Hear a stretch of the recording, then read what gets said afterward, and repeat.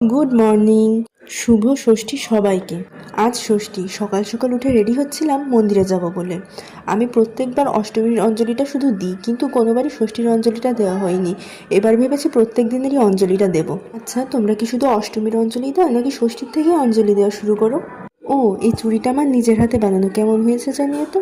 তোমাদের সাথে গল্প করতে করতে আমার সাজগোজ কমপ্লিট। তারপর রোদে দাঁড়িয়ে একটু অ্যাস্থেটিক ছবি তোলার বৃথা চেষ্টা করছিলাম। তুলোর মতো মেঘে ঢাকা শরতের আকাশ দেখতে দেখতে তারপর চলে গিয়েছিলাম বাবার সাথে মন্দিরে। আমি মন্দিরে পৌঁছে দেখি তখনও তেমন কেউ আসেনি। বেশ কিছুক্ষণ পর মায়ের মুখ খোলা হলো আর পুজোর প্রস্তুতি চলছিল। পাশেই দেখলাম বেলগাছের নিচে কাল মায়ের অধিবাস করা হয়েছিল। তারপর শুরু হলো পুজো। আমি অবশ্য পুজোর কিছু গোছগাছ করে দিয়েছিলাম। তারপর অঞ্জলি দিয়ে আমি বাসায় চলে এসেছিলাম। বাসায় এসে খাওয়া দাওয়া করে লম্বা একটা ঘুম দিয়ে উঠে বিকালে এক মগ কফি খেয়ে তারপর আবার রেডি হচ্ছিলাম মন্দিরে যাব বলে।